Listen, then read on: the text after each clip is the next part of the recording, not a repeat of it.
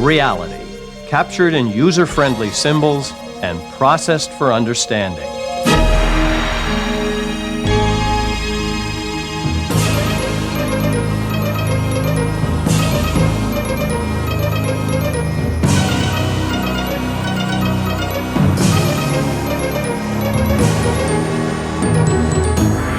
The Idea Channel.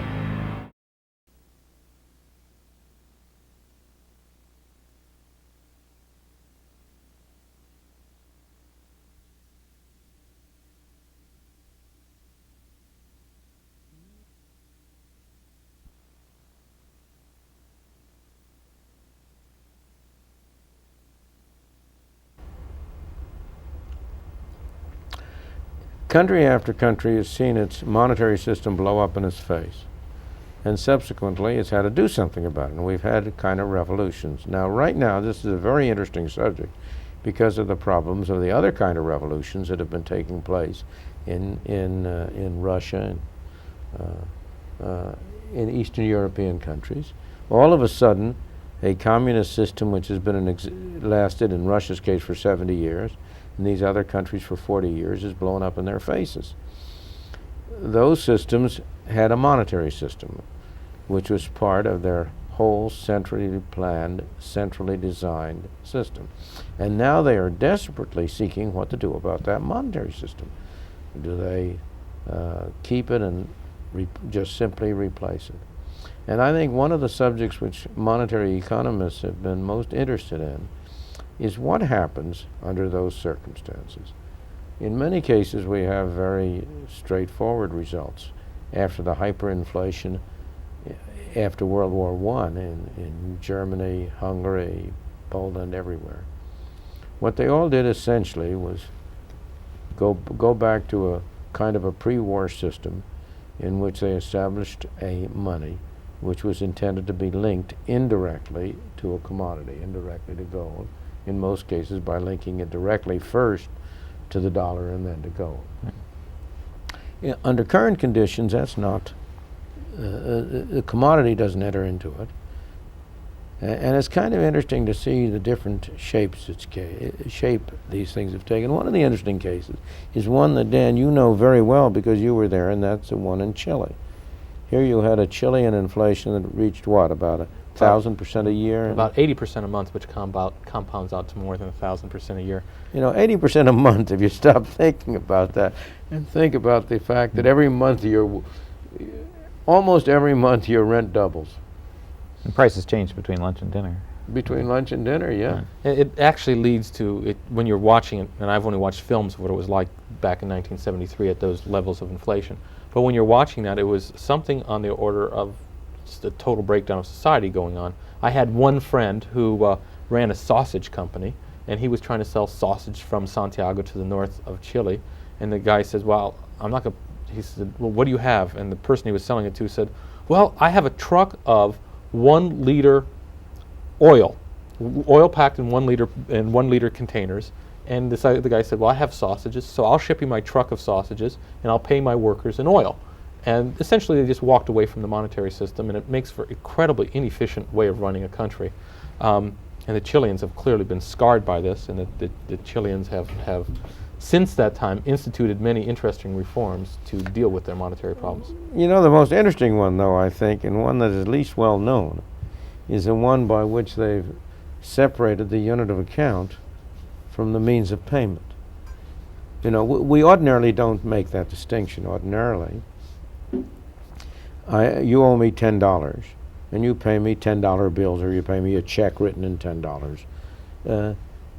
Now, in the case you were describing, the means of payment was oil. was oil because it was separable. That's right. But the unit of account, God knows what the unit of account was in that case.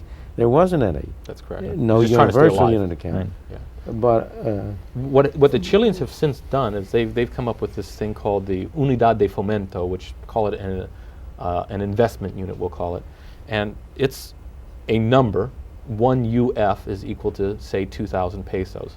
That number changes on a daily basis based on the preceding month's inflation, and therefore it tends to be a constant purchasing power unit of account, and you'll actually could buy bonds where it'll say your principal is 100 UFs, and you'll have coupons. Your coupon is 1 UF. You take that coupon of 1 UF to the bank and you turn it in, and the bank teller looks up on the screen and says the UF today is worth 2,019.37 pesos, and that's how many pesos they pay you for that coupon. And long-term monetary transactions are organized in this way in Chile right now.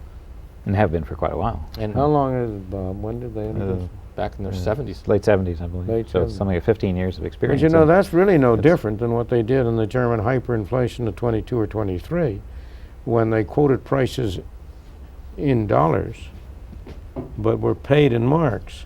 And they had the quotations on what the foreign exchange rate was. And they'd look up on, they didn't have screens in those Right. days. They looked up at the- where somebody had written it down on a blackboard. The advantage of the Chilean system is that it's all organized and everyone uses it and understands it. It's universal. As I understand it, like every savings account is denominated in, Yes, in your US. So savings it's just is- automatic. There's nobody who's victimized by inflation in a savings account by having the value eroded by inflation, because everybody gets this adjustment through the UN. Who calculates the cost of living? The There's- INE, it's- the there's a- Instituto Nacional de Estadísticas, the National Statistics Institute. Yeah. It's like does the that. Bureau of Labor Statistics. It's Yeah. it's a government function, and this whole kind of system is very sensitive to the government doing an honest job of measuring the cost of living. Exactly. But that's if what I a read. government Sure. can do that, then Yeah, they can that kind of manipulate system it. works. You see, in the German case I was citing, it was a market-determined price. There was no government manipulation. Government could, in principle, have manipulated that price by buying and selling foreign exchange. And the price of goods in general, the cost of living, would be a much more intelligent basis to link it, but it does bring you back to dependence on an honest governmental accounting. That's But correct. another example like this is in the early 1980s in Israel, when rates of inflation were not quite as high as the Chilean levels, but were over 100% a year. The use of the dollar for almost any kind of advance arrangement, like most apartment leases were written in dollars. And there was just a great deal of use of the dollar, not hand to hand, but in the same way it happens in Chile. That is that whenever you write a contract where you pay something in the future, or you're getting paid interest or something like that, then in that kind of a setting you find the use of the dollar or some other unit. You always find historical precedents for these things, and it's, which shows a problem sometime. There used to be such contracts for paying gold instead of dollars. Right, and they were There were gold in the United States. There were bonds that were issued that were called gold bonds. exactly. Right. In which, and in 1933 or 34, I guess it was, the Supreme Court declared they were not enforceable. Yes. Well, the Supreme Court upheld the validity of a law that Congress had passed. That's that they right. were Congress had enforceable. passed a law So it was saying an that inexplicable move. that, it was a terrible decision. It yeah. absolutely was an awful But decision. one of the advantages, switching back to the Chilean case, that you're able to do with a system like that is if you think of a country where things really aren't working well, in the sense that inflation's varying from 2% to 10% a month, yet you could have a mortgage market where investors are willing to give their money to someone for 10 years, 15 years, as much as 20 years on mortgages to lend it to people who own houses, and accept in return a bond denominated in these strange units of account, these unidad de fomentos. And if you go around South America, and certainly until recently, you couldn't find a long-term bond anyplace. Yet the Chileans, because of this invention, I mean, we invented an institution, suddenly had a market that was acting in a reasonable fashion, more or less like our markets act in the mortgage markets, not as sophisticated, et cetera, but at least they were able to have a mortgage market. If you go to other countries in Latin America, it turns out if you want to buy a house, you have to pay cash. Well, you know, going back to the Israeli example, there was a specific, explicit proposal for dollarization of the Israeli economy. Absolutely, right. No, that's And the Minister of Finance right. and his chief advisor wanted to propose it. And the result, when it was made public, there was an outcry against Right. it, and they were forced out of office. They were disgraced. It was a crazy idea. They wanted to dollarize it. Now, the funny thing, but we need to talk about a crucial feature of what was being discussed, which is it's when a country has its own currency, the country makes money from the sale of that currency. Now, the proposal in Israel was that Israel write a deal with the United States in which the United States would pay Israel a considerable amount, hundreds of millions of dollars a year, for Israel declaring that the dollar was the currency of Israel. So they were turning down this cash cow of revenue from the Federal Reserve, which was being proposed. It's interesting if it would have had a different outcome if it had been approached in a slightly different way, which is to keep the shekel, the Israeli monetary unit, but have the shekels administered and printed and controlled by the Federal Reserve in a way that made them have a fixed relation to the dollar. And the same deal probably would have gone through if it had just preserved a national monetary unit instead of calling it the dollar. That's what I found most interesting about the episode, was the extent of national feeling which attaches itself. Right. That's why when people say to me, so far as the Russians are concerned, why don't they use the dollar? Right. Yeah. There's no reason they shouldn't use the dollar. Right. They'd be better off if they used the dollar. It would be a sensible thing for them to do, but they won't do it. Right, but they could. No, see, that's what I mean. The one of the proposals that I would make to Russia or to Ukraine, which is another large unit, a country that has not, in the last 70 years, had a monetary unit, but which is now creating one, would be to create one, give it their own name, but then make a deal with the Federal Reserve Bank or the Central Bank of Germany, under which it would be out of their control, and they would get the revenue from it. And there'd be billions of dollars of revenue available for a big country. And they could get the revenue advantage and the name advantage, but not have the instability. They could buy the stability that an established Western central bank can provide. It seems to me that it would be an attractive Well, answer to this problem. some years ago made a specific proposal. It's better than the one you suggested, really, for Russia. No, what I proposed for Russia was that I'm going to simplify it, make it dollar only for a minute.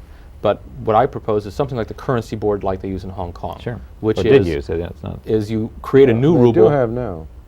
Well, go on. They have it in Hong Kong still, a currency board in Hong Kong.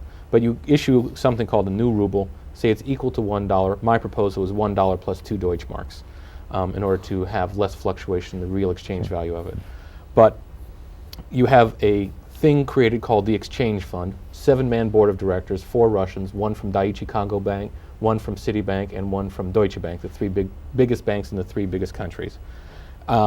You have the books of this organization audited once a month and by a Western auditing firm, because In Switzerland.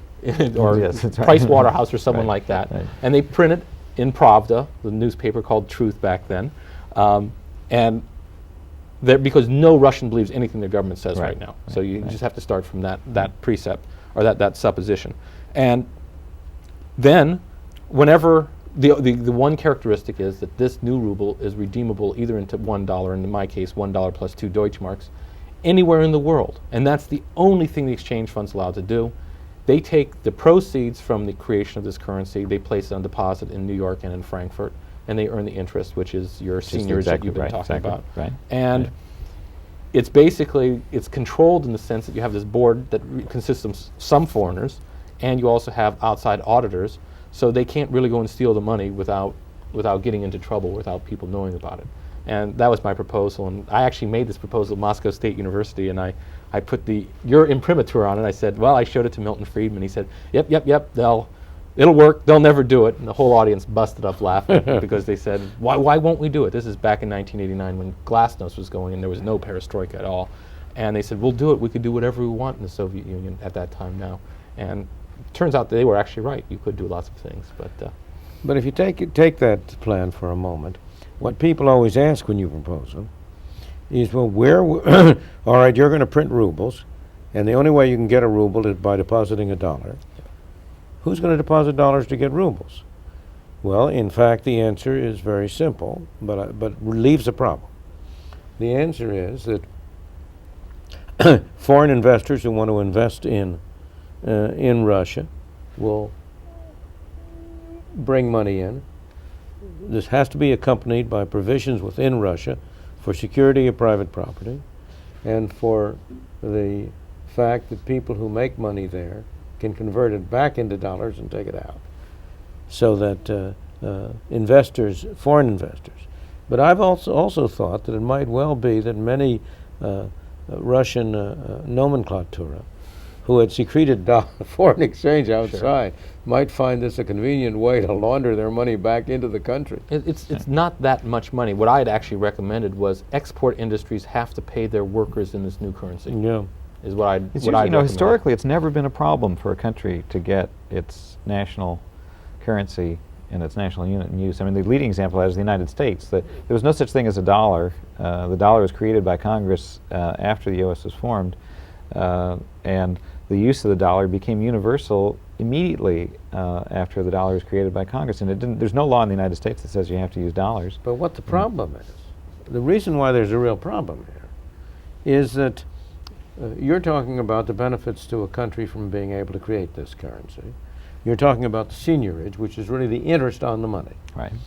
But in a case like Russia, there's a large stock that could be produced of fiat money without any backing, Right. which would be dollar for dollar valuable. The reason for the resistance to it is that when the Russian government now prints rubles, it buys goods with the rubles. It doesn't simply get the benefit of the interest on those rubles, it buys goods with the rubles. Now, in fact, it is driving up prices. Oh, a no, little. wait, no. No, That's there's- exactly equivalent to there's buying the- securities with it, which you get the interest. The interest is the present. No, but they're buying. They get to They get spend the goods and money right services, now. Right. So they get to buy things Well, right but then now. they don't get the interest. No, It's the they same. don't. Yeah, It's okay. one or It's the the same other. thing, yeah. That's right. And I'm Economically, it's the saying same. No, it's Well, not it's the the present. same. It just depends on their discount rate. Which Okay, is you're That's 50% right. of your Temporally, discount it's rate. not the same. okay. But what's going on with this? So there's a few problems. First of all, no one believes their government. Okay, this government, all the governments in the Soviet Union, are totally, in the minds of the people, untrustworthy. No one is Right. to believe anything anyone says. And if you really want to get a currency out in circulation, I think you have to have it really believable. Now, I did a little ad hoc study, and I determined that Russia has per capita income equal to Malaysia, and Malaysia has currency as a fraction of GNP equal to 10%. And then I made my own calculation multiplying one times the other, and that I did it for the entire Soviet Union. I estimated they need $60 billion of currency in circulation in order to run that economy. That's high for Russia. Let's say that's $35 billion today is what they would need. If you go and you start to say, what would happen to inventories in that country if they had a currency? Instead of everyone stockpiling goods because there's no functioning monetary system, we're talking about huge amounts of money. We're talking 50% of GNP in excess inventory in a country like Russia. If you look at the United States' inventory to sales ratios, we're much, much lower than a country like Russia. And you could see for the country as a whole, maybe not for the nomenclatura, not for the individual who gets to steal the money, steal those goods and services right away. But if you just look for the country as a whole, tremendous savings for right away, just in savings on inventory. But they still won't do it. Oh, well, it's no, I think that complicated to the see. benefits that Dan's talking about, I think they're well aware of and trying very hard to get. Those are benefits that any reasonable monetary system would deliver. Oh no, they're trying to get that, but they won't do what they won't do. Yeah, this idea, you know, Because in order for Dan's program to work, there's an additional thing that's necessary. They have to allow the old rubles to trade at a free market rate relative to the new rubles. That was a much bigger okay, problem well, you know, 2 years ago. that's a very when that was $1.6 per ruble, everyone thought that they had a savings account. So you would go to someone, you say, well, how much do you have in your savings account? He would say, I have 5,000 rubles. And he thought he had something because it looked like $8,000. Sure. And since the inflation that's happened since the beginning of the year, that problem has, quote unquote, been solved. Now you go to that person, he says, I have 8,000 rubles, and it's 150 rubles per dollar, so now he has a $50 savings wait. I account. thought the inflation was caused by them printing a whole bunch of new rubles. No, there was a one-time. Has there been a decline in the? There was a one-time change in the price level that had been a repressed 700% to 800% inflation. This is back in 1989. Right. As soon as they took the controls off, these people thought they had claims on goods and services equal to 8,000 or 10,000 Right, rubles okay, so at there was- the pre-existing price level. It turned out these were fictitious because they were claims on nothing. So the These were- purchasing power. We now know that the purchasing power of the outstanding old rubles is less of. Oh, no, I was less of talking an savings overhang. account, not rubles, Or- not well, pieces of or- paper. or everything So a is- lot of people's wealth was in savings accounts in banks, and that wealth was essentially destroyed. So that problem, what are you going to do with people's money? What are we going to do with this old ruble? It's going to trade at a free The market price. so-called ruble hangover has disappeared. Well, yeah, it's gone now, isn't it? Now everyone realizes that their wage is $8 a month. Tell me something. How many dollars are in literal dollars are in circulation? I know you can't give a precise answer, but is it a foolish question to suppose? Is it foolish to suppose that there are quite a large number of dollars No, over there? not at all. I mean, Especially now, you could see that the Soviet private sector is running what we would call a balance of payment surplus. This all is a question of how do you build up the reserves for the country. It can be done privately. I go and I buy an opera ticket. I go to buy a ticket for the Bolshoi. I pay someone in dollars for that. He's figured out a way to buy it in rubles. I buy it from him for $20. He takes the $20. He sticks it in his pocket. I've just bought a non-tradable good. He's running a personal, private balance of payment surplus, and I'm going to guess we're up to $5 billion already of the 35 I need, just as a guess. And I you know, You think that there are Fed $5 billion? I would bet. I mean, that 5 would billion be U.S. greenbacks circulating in? Hard to three. believe. No. Three. I don't Three? know. I would Well, rather defer to someone at the Fed who's probably studied this. Some years ago, no, a year or two ago, when the U.S.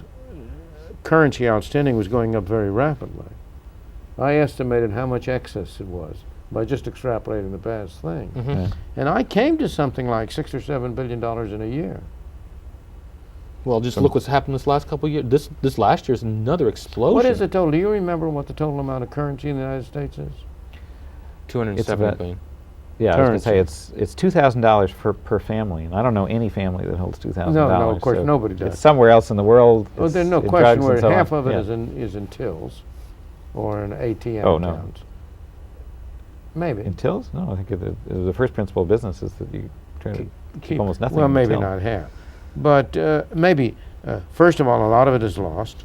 A lot of it is held by black marketeers Right. and racketeers. Exactly. And Yeah. a lot of it is overseas. Absolutely. We're having A lot of it 10% is growth. Well, is in another interesting There's fact. 10% growth in that portion of M1 going on right now. Mhm. People look at U.S. monetary numbers and It's they're saying not there's going no up. growth in M2, there's no growth in M3, and you look at currency M1, base, sure, it's just absolutely. exploding. And Yeah, I'd have to make some calculations, but I saw greenbacks everywhere in Moscow and in So you Singapore. are Yeah, in that's fact getting typically- dollarization in Moscow. Oh, sure. See, I've always argued that the only way you'll really get privatization in Moscow is not by government edict, but by people stealing the property and converting it Oh, into that's private that's property. Well, exactly what's ac- going on. There's enterprises within state-owned, Exactly. which are unrelated to what the state factories do. One of the interesting things in the Soviet Union is, or now in Russia, is they talked about their gold stock that they had. For years, you'd hear about this 2,000 or 4,000 metric ton gold supply that they'd have, and in fact, one economist, I think we'll let him remain nameless, said that the Russians should go on a gold standard because look at all this gold they have. And Well, you know a what member happened? of the It's- me- yeah, it's- Wasn't there. Wayne Angel, a member of the and someone went over on that same trip, Jude Winniski, Yeah. it went over and said we should do a gold standard. Look at all that gold. And it turns out, guess what happened? All the gold was stolen. And there's only 200 metric tons. If there's anything at all, that gold has been stolen by someone and it's gone. You start telling these stories to people in Russia and they said, of course, you know, I know this guy who had a friend who had a friend who had a friend, and all the nomenclatura got together and they stole everything. So I think, I keep coming back to the fact that I don't trust any of the governments there, no one trusts any of the people there, and everyone is close to starvation not truly close to starvation, but they're living very poorly. They see people from the West living very well, and they wonder why. I have a PhD in chemistry or a PhD in economics. Why should I make $8 a month, and why should you make $5,000 a month? That's not fair. It's not. They vote with their feet. But I think, in my mind, the most important thing is who's going to believe that government, and that's why. Yeah, that's right. Both of us have variants of the same idea, which is to get credible governments in other countries involved in producing the local currency so that the local currency has the credibility that it needs. Well, the advantage to be his stable. has over yours is that his would be a Russian-established institution, but with foreign private individuals Mhm. certifying the honesty or the accuracy of its performance. The only thing they could do is So- resign. So it's not like you could go and sue Price Waterhouse if they steal the money, or sue Citibank or Daiichi Congo Bank. But what they will do is they'll say we're resigning from the board, and then no one's going to trust them again. But it is interesting. There's implicit belief here that Price Waterhouse has more credibility than the Federal Reserve Bank. It does. I it leave that as does. an open question. Who are you kidding? No, the problem, I would never recommend the Federal Reserve guarantee anything like that because that gives the Russians an inroad into our treasury, which I don't want Oh to no, have. no, I would. But you see, certainly- the that would not be reason true of why the kind of plan I was this talking won't about. happen is not because the Russians would be incapable of doing it, No. but because the IMF will not let them do it. the IMF and the U.S. government and the other governments are all hell-bent on providing a stabilization fund Oh, right, sure. This whole idea that for the ruble. They're all hell-bent on the idea that the ruble has to be stabilized. Not that there should be a new currency created. Not that they should have a different set of institutions. But somehow that the Russia has to have a central bank like the Central Bank Right, of France, right, like the Central right, Bank. right. That's And the- that's a terrible idea. right, Russia that's doesn't exactly need a central right. bank. Yeah, that's right. There are so The- many crazy things that happened during this transition. There was just one other thing that I found interesting. When the price controls were taken off in January of 1992, suddenly the free market price of the ruble relative to the dollar went down in price. So it went from 150 rubles to 75 rubles per dollar. And everyone said, well, why is that? And you said, is the government running a smaller deficit? No. Government's running the same size deficit. Have they stopped their printing press? No. What had happened, however, is you had state-owned stores raising the prices of the goods they sell. And since all the state-owned stores would take their proceeds, their till money, and they would hand it on to their higher entity, which would then hand it on to its higher entity, which would net be the central bank of the Soviet Union, essentially, when prices went up to the free market level, the government, in fact, actually ran a budget surplus for that month, and suddenly the money supply was halved. And It was engaged in open market It was operations. engaged in open in market which it op- was selling off physical goods and services it instead of bonds. it was selling sausages and destroying money. Every sale of a sausage would cause a destruction of money. And that actually caused a strengthening of the ruble in real terms. So it was many crazy things happened there, but essentially you had 100,000 central banks because every entity being government owned and having an account at the Russian central bank, which would get debited or credited depending on whether they're buying or selling something, was essentially acting like a central bank. And this is just insane. There's no way to run monetary policy. And Milton's got it exactly right that there's this huge pressure from international agencies saying there's only one way to do it. You have to have a central bank just like the central banks. And they're essentially distorting decisions that could be made in very different directions in a healthier way. There's been a lot of commentary that the currency board answer, which worked so well in the former colonies of the British Empire, would be a natural answer in one form or another, even if it's not administered by outsiders. It's in terms of reducing the bureaucracy, it's a much better alternative to a central bank. Essentially, And it has more credibility than a well, central essentially bank. what Dan is suggesting is a currency. Yeah, board. exactly. Right. But I want to come back. His idea was that you'd have outsiders on the board of directors, and even if that's unacceptable in Russia, even if it's all Russians on the board, still the principle of the currency board, which says that we take in foreign-denominated backing, 100% foreign-denominated backing for our currency, and we keep our currency on exact par with whatever foreign currencies we've. The Deutsche Mark would probably be the logical currency for Russia. But you know, we have a good example of what happens when these ideas we're talking about, the usual ideas that you have to have a central bank, are carried out. Poland. Now, Poland got a great deal of attention out of doing a very radical thing. What was a radical thing it did? It accepted a stabilization fund from the West. It decided to stabilize the zloty. When was it? January 1st, 1990? 90, yeah. 1990. It stabilized it at supposedly a fixed exchange rate with the dollar and the mark. And of course, in order to make it at all sensible, it stabilized it at a rate that greatly undervalued the zloty. Right. That is to say, we were there in late 1990, September or October, and everything was dirt cheap still, because the zloty was, in dollars that is, because the zloty was undervalued. And what happened? The undervalued zloty did lead to making Polish goods cheap, foreign goods expensive. And so they did create they started to export. They created a balance of payment surplus. It all went to finance government expenditures, which kept the inefficient state enterprises in operation. Right, okay. And gradually over time, And there's inflation continued within Poland because they were printing money for their domestic purposes. And gradually, from being undervalued, the zloty got it back up to where it was properly valued. And then it got overvalued. And now I you're don't going to know. have the problem. Now, the problem they did you have is They did. What did they do? I don't know if they've devalued yet. But I think they did. The problem now is you've told the Yeah. citizenry that we have this thing that's fixed.